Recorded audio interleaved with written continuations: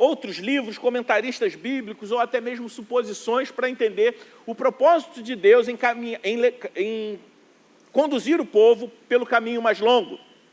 O texto fala explicitamente a motivação de Deus em conduzir o seu povo pelo caminho mais longo e pelo caminho mais difícil.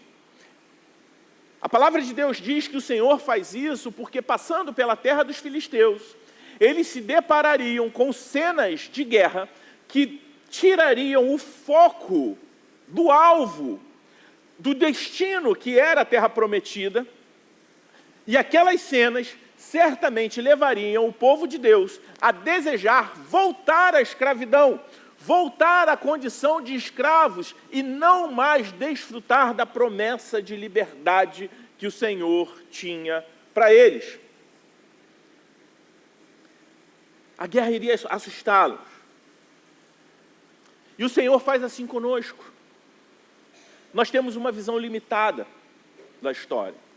Nós somos imediatistas. Nós vemos o que está acontecendo e qualquer situação que nos leve ao mínimo de desespero nos traz a tentação de retrocesso, de retroceder, ao invés de continuar caminhando para o alvo, de continuar caminhando para o propósito principal de Deus para as nossas vidas. O Senhor, Ele não tem a visão limitada como nós temos. O Senhor enxerga passado, presente e futuro em um plano único. E Deus, Ele age assim com o povo de Israel, assim como muitas vezes Ele age conosco. Deus escolhe o caminho mais longo, através do deserto, para evitar tal provação ao seu povo, porque Ele entendia que aquela provação, o povo de Israel não estava preparado ainda para suportar. Portanto, o caminho mais longo foi um livramento, mas também uma oportunidade do Senhor trabalhar no coração, aperfeiçoar o seu povo.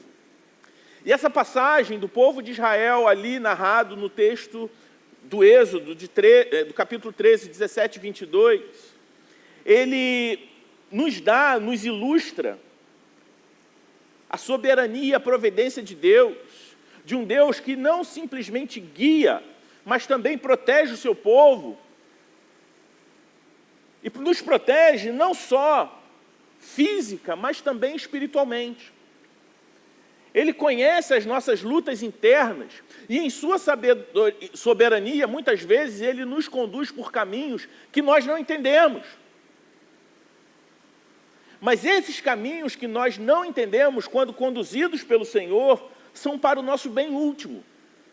Imagine você uma estrada bem sinuosa, que mesmo sendo uma estrada sinuosa, perigosa,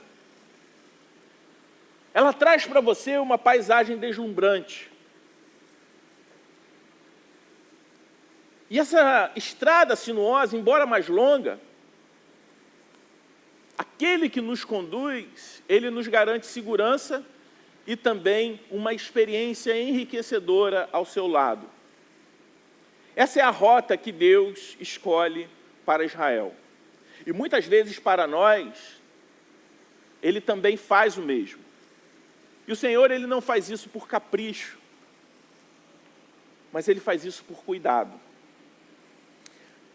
Pensando nessa imagem de uma estrada sinuosa com uma bela paisagem, eu me lembro da estrada para Angra dos Reis. Não sei quantos aqui já foram para Angra dos Reis. Fernando e Marina estão viajando, não estão aqui, eles são especialistas, né, que são de Angra, estão indo para lá sempre. E eu lembro que em 2005, dezembro de 2005, quando eu me casei, eu e Edna, nós passamos a nossa lua de mel em Paraty e pegamos essa estrada. Eu lembro que dirigindo por ali, contemplando, né, indo em direção ali à Costa Verde, né, ao litoral sul do estado do Rio, do lado esquerdo era possível contemplar a beleza do oceano, do mar, as pedras. Em dado momento, o trânsito ele ficou parado. Em 2005 ainda não existia o Waze, não era possível olhar ali o engarrafamento, quanto tempo você ia ficar parado. Você tinha que trabalhar a sua ansiedade. Você poderia ficar horas e horas e horas, ou a coisa poderia se resolver em alguns minutos. Não era possível ver aquele balãozinho e você ler ali a notícia do que estava acontecendo, era uma surpresa. Você ficava, será que foi acidente? Será que foi uma barreira que caiu da montanha? Será que é uma obra? Você tinha que ficar conjecturando, esperando chegar ali no local. Depois de algum tempo de trânsito parado, depois muito lento, mas muito lento, tinha um grave acidente com vítimas, só que a estrada não estava bloqueada. O carro, até mesmo as vítimas, já estavam numa parte do acostamento que não prejudicava o trânsito, mas o que nós percebemos é que as pessoas praticamente paravam o carro, passavam a 5 km por hora, simplesmente para olhar para o acidente, para ver o acidente, mesmo após a pista liberada, fazendo com que o engarrafamento continuasse. Eu lembro que eu pensei o seguinte, do lado direito, um grave acidente, do lado esquerdo, uma bela paisagem. Eu não vi ninguém diminuindo a velocidade para contemplar a beleza do mar, do oceano. Mas uma tragédia, ela, naquele momento, tinha o poder de capturar totalmente a atenção das pessoas que ali passavam, em contraste com a beleza que estava do outro lado. E todas as vezes que eu leio esse texto, eu me lembro desse fato. Lá em 2005, dezembro de 2005. E o que a gente vê aqui nesse texto é um trecho da história do povo de Israel durante o seu processo de libertação. Deus libertando o povo, o seu povo, dos exércitos de Faraó. E durante essa caminhada, que o povo não é conduzido pelo caminho mais curto, o Senhor, Ele conduz o seu povo por essa estrada sinuosa, e não pelo caminho mais curto, onde as outras caravanas costumavam passar. E por que isso ocorre? Porque a tragédia, o mal, tem um poder de capturar a nossa atenção. E nós, seres humanos, somos assim. Nós somos altamente influenciáveis. Não adianta você falar que você é a pessoa com a personalidade mais forte do mundo, que você está imune a qualquer tipo de influência externa, porque isso simplesmente é humanamente impossível. Nós somos influenciados de várias formas. Somos influenciados biologicamente.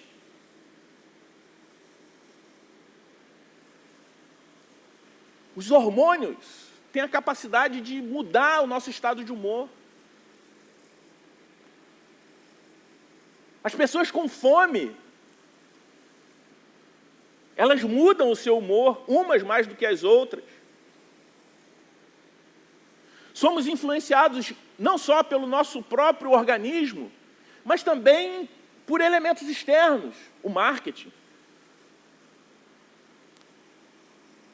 Qual é a forma hoje de marketing que mais se usa, a não ser pelas redes sociais? O tráfego pago que tenta identificar o perfil de pessoa para capturar a atenção.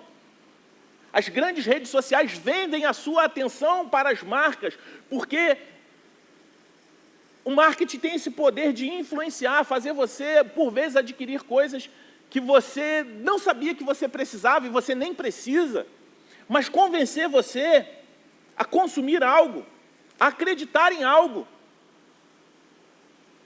Um produto, um curso, te vendem a ideia de que você precisa daquele conhecimento. Às vezes trazendo para você até mesmo uma situação de caos, de desespero, um medo. E fala, mas você pode estar imune a esse grande problema que vai acontecer. Adquira o meu curso. Aí você compra o curso e às vezes você nem faz o curso. Somos influenciados socialmente. pelo meio que nós convivemos, pela realidade de vida que nós vivemos. Somos influenciados ambientalmente. O nosso humor, a nossa disposição é influenciada pelo calor, pelo frio, pelo clima mais seco, mais úmido. Somos influenciados espiritualmente. Nós vemos na Bíblia pessoas que foram influenciadas espiritualmente pelo mal, como o gadareno endemoniado. Por outro lado, vemos homens e mulheres que foram altamente influenciadas pelo Espírito Santo de Deus e foram usadas por Deus na história da redenção. E o que nós vemos aqui é Deus revelando o seu cuidado para com o seu povo, os protegendo da influência hostil do caminho mais curto. Zelo e amor é o que Deus demonstra aqui, nesse momento, com o seu povo. Aos nossos olhos, os caminhos mais curtos sempre parecem melhor. Mas Deus, em sua soberania, em sua sabedoria, sabia que não. Às vezes nós erramos, sabendo que estamos errados. Mas o pior, às vezes nós erramos, achando que nós estamos certos. E o problema que muitas vezes o que nos faz errar é a nossa pressa. E a pressa, na maioria das vezes, não ajuda em nada. Ela só atrapalha. Deus dá o caminho mais longo para o seu povo. E Ele faz isso para poupar o seu povo das cenas de guerra. Pois essas cenas poderiam tirar o foco delas. Porque nós somos tentados a dar mais atenção a cenas ruins do que a cenas boas. Assim como aquela minha experiência na estrada. Assim como nós vemos a grande audiência que aqueles jornais de desgraça têm. Na época que as pessoas ainda consumiam muito jornal impresso, eu lembro que, por vezes, as pessoas ficavam nas bancas de jornal, os jornais expostos, né? E aquele antigo jornal das páginas rosa era o que mais atraía a atenção das pessoas. E eu lembro que as pessoas, né, se aglutinavam para ler as notícias do jornal das páginas rosa. E não era o jornal dos esportes, era o outro que só falava desgraça.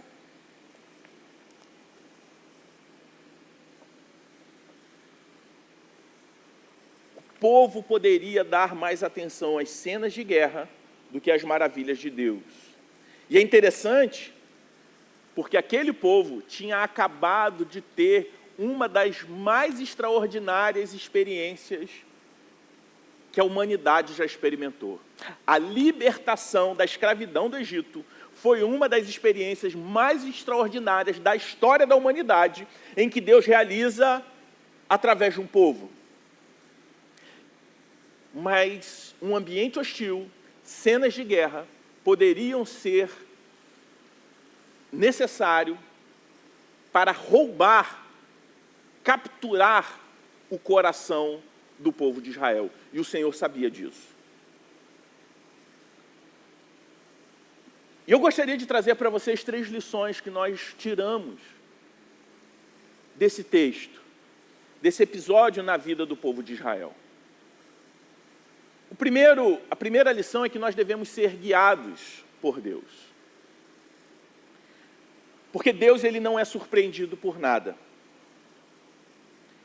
Ele traça sempre o melhor caminho para o seu povo. Apesar de nem sempre nós compreendermos os caminhos de Deus, às vezes até mesmo não concordarmos com os caminhos que Ele traça para nós, nós precisamos ter a certeza que o caminho que o Senhor estabeleceu para nós como parte do seu povo, expresso através da sua boa vontade para nós em todas as áreas, é sempre o melhor. Porque é fácil ler o Salmo 23 e ler lá e dizer: guia-me pelas veredas da justiça por amor ao teu nome. Mas o quão difícil por vezes é se submeter a esse caminho e a essa vereda. Ser guiado por Deus é percorrer um caminho que nem sempre será o mais curto, nem sempre será o mais fácil, mas é sempre o caminho melhor. O Senhor, Ele nos direciona. O Senhor, Ele nos conduz. E isso é expresso aqui, através dos elementos da natureza que o Senhor trouxe para o seu povo durante aquela caminhada. O Senhor providenciava uma coluna de nuvem durante o dia, e também uma coluna de fogo durante a noite, para que a caminhada fosse contínua, e mesmo dando uma enorme volta, o povo não andasse perdido.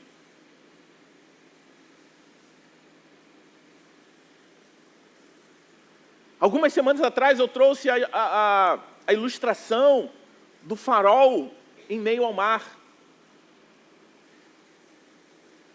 que, conversando há muitos anos atrás com um militar, o faroleiro que cuidava ali daquele farol, naquela ilha, e ele falando como as embarcações, por vezes, durante noites densas, tempestades terríveis, ele pode confiar na direção que o farol dá, para que, naquele ambiente onde ele não enxerga nada, ele veja a rota, o caminho. E assim é a palavra de Deus para conosco. Sobretudo em momentos onde nós não conseguimos ter uma visão clara sobre todas as coisas, nós podemos confiar no caráter de Deus e na sua boa vontade expressa através da sua palavra. E como isso se dá na prática nas nossas vidas?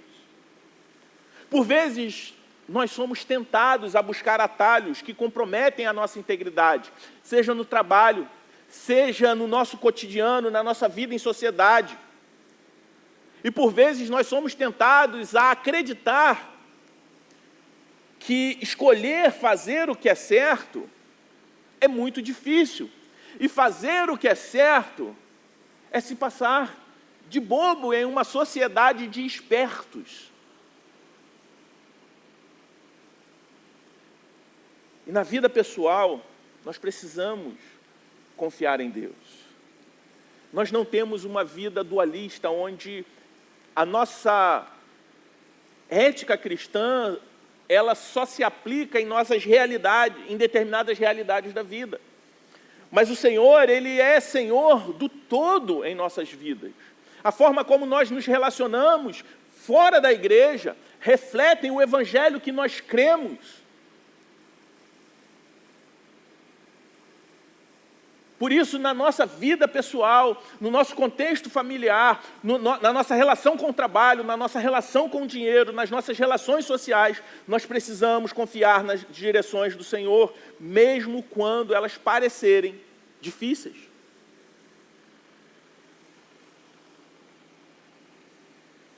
Ser guiado por Deus é ser obediente à sua palavra, é confiar na sua palavra, mesmo quando o nosso coração deseja outro caminho. Foi isso que o povo de Israel experimentou. Certamente, se eles soubessem que pela terra dos filisteus era mais fácil, eles teriam pegado esse atalho. Mas foi no deserto que, além de ser guiado, e é a segunda lição que nós vemos nesse texto, eles também foram encorajados. Ser encorajado. No verso 19, nós vemos que o povo, ele carregava os restos mortais, os ossos de José. Quem foi José? José, ele foi governador do Egito, mas até ele chegar lá, ele passou por uma experiência terrível. Ele foi vendido pelos seus irmãos, ele foi escravo, ele se tornou governador. Ele era alguém que possuía um testemunho de vida, de fidelidade ao Senhor. E aquele caixão com os ossos de José, ele representava muito mais do que uma promessa. Aquele caixão era para o povo de Israel um elemento encorajador. O povo conhecia a história de José e sabia da fidelidade de Deus sobre a vida de José, mesmo ele tendo percorrido um caminho longo, um caminho de sofrimento, um caminho de tentação. A caminhada de José também não havia sido fácil, mas Deus guiou José a todo tempo. Quando ele foi tentado na casa de Potifar, ele resistiu por amor a Deus e Deus o honrou. Mesmo que cair na sedução daquela mulher fosse o caminho mais fácil, Talvez fosse um grande atalho. Ele sabia que não era o certo, não era a boa e perfeita vontade de Deus para a sua vida. Portanto, o caixão de José entre os israelitas era como uma âncora em tempos de tempestade. Era um lembrete tangível das promessas de Deus para o seu povo. Portanto, quando nós somos guiados pela palavra de Deus, quando nós nos submetemos aos caminhos do Senhor, nós somos também encorajados por Ele. E como isso se dá na prática, na minha vida e na sua vida? Precisamos dos ossos de José? Nós precisamos olhar para a história de redenção, para o testemunho de fé de homens e mulheres de Deus que dedicaram as suas vidas pelo Evangelho. Nós precisamos olhar para a cruz de Cristo e lembrar que o nosso Deus, que nos adotou como filhos, quando nós ainda éramos seus inimigos, não poupou a vida daquele que não pecou, o seu único Filho, Jesus Cristo, por amor a nós, sendo Cristo nosso substituto ali na cruz. Quando nós nos lembramos diariamente do Evangelho, nós somos certificados, encorajados de um Deus que cuida de nós, de um Deus que nos guia, um Deus que já resolveu o maior problema que nós poderíamos ter. Quando nós olhamos para o Evangelho, nos lembrando que nós éramos destituídos da sua glória, que nós estávamos separados de Deus, Deus, Ele fez um caminho para nós, através de Jesus Cristo, Ele não poupou Jesus Cristo. E esse encorajamento não nos dá apenas uma esperança futura. O Evangelho, lembrado, refletido, meditado diariamente por nós, é um encorajamento para os problemas do presente. Qualquer situação caótica do presente se torna pequena diante daquilo que Deus já fez por nós. Quando nós nos lembramos diariamente do Evangelho, nós paramos de dar uma atenção exagerada aos problemas presentes. Quantas pessoas vivem atordoadas, não têm outro assunto, a não ser as dificuldades temporais. Seja ela qual for, eu não estou falando que lembrar do Evangelho é um chamado à alienação. Mas eu tenho uma grande preocupação com aqueles que, se dizendo crentes, em seus discursos acreditam que os problemas desse mundo são os piores. Porque nós cremos em um Deus que nos dá uma perspectiva da eternidade. Um Deus que não nos prometeu nos isentar do mal, mas nos livrar do mal estando no mundo. Um Deus que não nos prometeu nos livrar de um longo caminho em um deserto hostil, mas um Deus que nos prometeu cuidado durante essa caminhada. E é sobre esse terceiro ponto, a terceira lição que eu gostaria de trazer para você. Que na história do povo de Israel caminhando no deserto, eles foram guiados, encorajados. E somente assim, quando somos guiados e encorajados por Deus, nós podemos desfrutar do seu cuidado. O povo era guiado e protegido por uma nuvem de dia e uma coluna de fogo durante a noite. Esse era o cuidado de Deus. Não era apenas uma direção. Como era o clima do deserto? Durante o dia, um grande calor. E o Senhor providenciava o quê? Sombra. Durante a noite, a temperatura, o clima do deserto se invertia. E aquela coluna de fogo não era simplesmente luz, mas também calor. Não era apenas um sinal, uma direção, mas também um elemento de cuidado, de proteção no clima hostil do deserto. Deus não os livrou do caminho mais longo, mas o Senhor os protegeu pelo caminho mais longo. E é interessante que Deus ele não agiu assim somente nesse momento. Quem conhece a história de Daniel vai saber que o Senhor o livrou de dentro da cova. Talvez se você perguntasse a Daniel, qual é a sua oração? Quem desejaria entrar na cova com leões? O Senhor o livrou de dentro da cova. O Senhor não o livrou de passar por lá. Mas ele experimentou um cuidado muito maior ao estar lá. E o mais improvável acontecer, ele sair ileso. Da mesma forma, Sadraque, Mesaque e Abidnego. O Senhor poderia os livrar da fornalha, mas o Senhor, ele decidiu os livrar na fornalha. Você já percebeu que Deus por vezes faz assim, não por capricho, mas para trabalhar no nosso caráter e na nossa vida? Será mesmo que nós estamos diante de um Deus limitado que não poderia simplesmente cessar as guerras na terra dos filisteus, que poderia simplesmente fazer com que os filisteus desaparecessem e limpar o caminho para o povo chegar mais rápido? Não é assim que o Senhor faz. O Senhor os conduz no deserto pelo caminho mais longo, mas os livra no deserto. Além disso tudo, conhecendo toda a história, como foi citado na abertura do culto, o Senhor providenciou comida e comida de qualidade para o seu povo durante todo o tempo. E por vezes o povo reclamava, desobedecia, dava mais atenção a pequenas dificuldades, ao invés de olhar para as maravilhas que o Senhor estava providenciando para eles. Desfrute do cuidado de Deus. E como você pode fazer isso?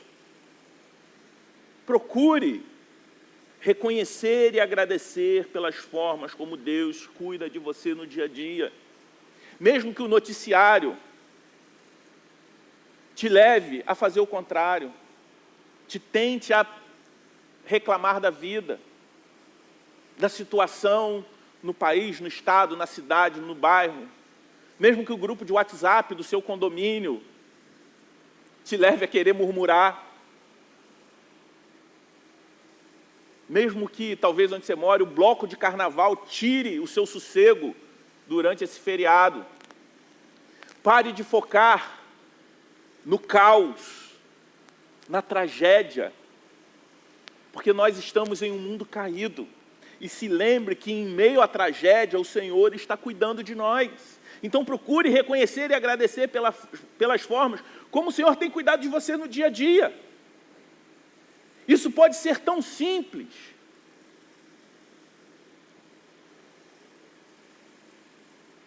Mas nós somos tentados a ter o nosso coração capturado pelas cenas de tragédia. Mas quando nós fazemos isso, o Senhor, Ele nos renova com a sua paz em uma situação, mesmo que muito difícil. Nós conseguimos enxergar a mão de Deus através de ajudas inesperadas, que chegam em momentos de necessidade. Mantenha o foco. Assim como um atleta de alto rendimento, ele precisa manter o foco na linha de chegada. Não sei se foi nesse ano ou no ano passado, tem um vídeo que ficou famoso, de um corredor da São Silvestre, uma corrida que estava ganha, ele perde o foco, faltando poucos metros. E o que estava muito atrás, por não perder o foco, a poucos centímetros da linha de chegada, ele passa à frente, simplesmente porque perdeu o foco.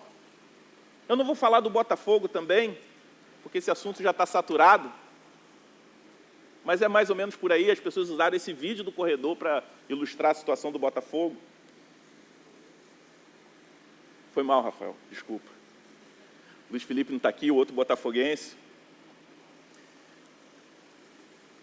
Mas por vezes nós agimos assim. Nós somos influenciados, passamos a pecar, passamos a cultivar o pecado da murmuração, da reclamação, porque nós perdemos o foco da contemplação das maravilhas de Deus para nós. Por isso eu te convido a fazer um exercício. Faça um inventário da sua vida. Identifique as áreas onde você pode estar se permitindo ser influenciado negativamente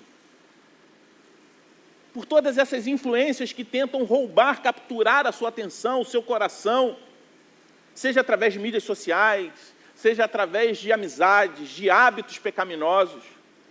Tome decisões conscientes para mudar o seu foco para o que edifica e para aquilo que alinha o seu coração com o propósito que Deus tem para você.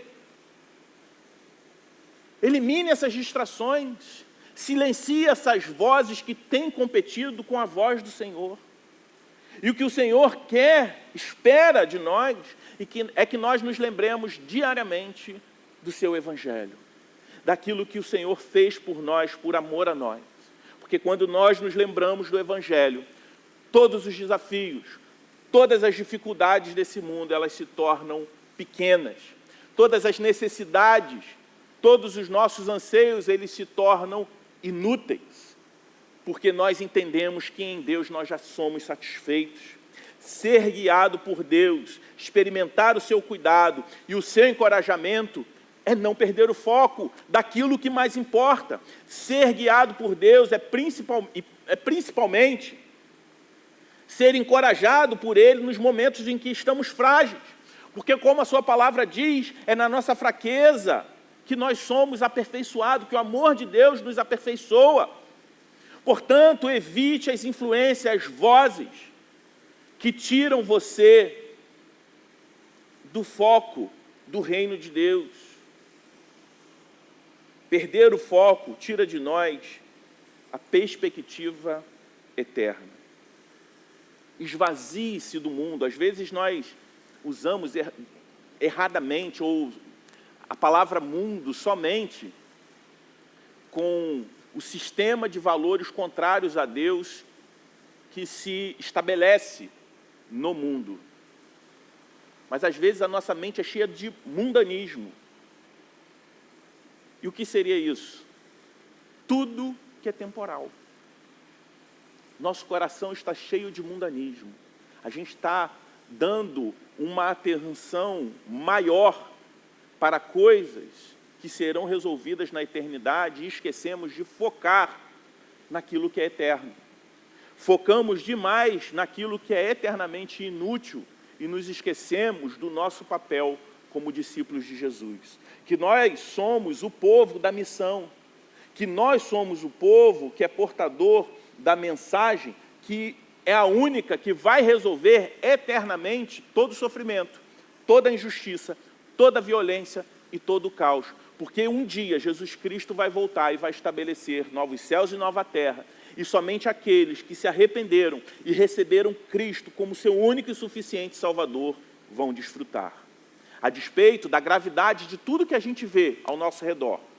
Como eu disse, o Evangelho não nos leva à alienação, mas também quem conhece o Evangelho e se lembra do Evangelho diariamente, não sucumbe ao desespero, porque sabe que um dia tudo isso vai passar, mas nós viveremos eternamente com o Senhor em novos céus e em nova terra. Teremos um corpo transformado. Não precisaremos mais orar por enfermidade, porque elas simplesmente desaparecerão.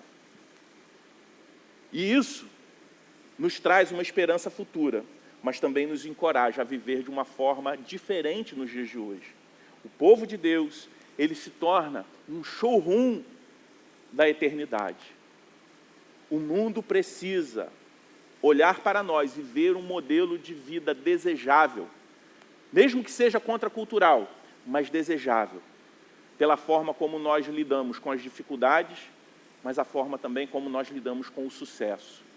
Que nós não idolatramos as coisas desse mundo, nós não nos apegamos como conquista maior às coisas boas que nós podemos desfrutar. E também a forma como nós superamos as dificuldades. Portanto, a minha palavra hoje é: não perca o foco. Mantenha os olhos fixos em Jesus. Se lembre diariamente do Evangelho e desfrute do caminho, da condução, do encorajamento e se alegre em um Deus que cuida de nós, mesmo em meio a um ambiente hostil. Vamos orar? Pai Santo, nós te louvamos, porque o Senhor tem cuidado de nós. Mesmo em meio a uma situação que por vezes se parece caótica, que o Senhor tem cuidado do seu povo, tem cuidado, Senhor Deus, da tua igreja. E nós pedimos que as notícias, as circunstâncias, os problemas não roubem de nós o foco que nós devemos ter na eternidade. Que as circunstâncias desse mundo não retirem de nós, não capture o nosso coração e retire de nós aquilo que é mais importante. Nos ensina, Senhor, a pregar o Evangelho para nós mesmos diariamente, para que possamos enfrentar as dificuldades e também os sucessos que o mundo pode nos oferecer. Que não sejamos, Senhor Deus, como incrédulos, mas que nós confiemos na tua palavra em todas as circunstâncias. Obrigado, Senhor, pelo seu cuidado, pela sua direção e pelo encorajamento que nós temos a partir da tua palavra. Que o Senhor aplique essa verdade em nós. Se porventura há pessoas aqui que ainda não conhecem o teu Evangelho, que a partir da história, Senhor Deus, do teu povo, eles possam compreender a grande história de redenção. Que a partir da história do Êxodo, eles possam compreender que também eram escravos, mas o Senhor providenciou um caminho. E esse caminho é Jesus Cristo, seu único Filho. É Ele que vai nos conduzir à verdadeira liberdade que nos aguarda. Essa é a nossa oração no nome de Jesus. Amém.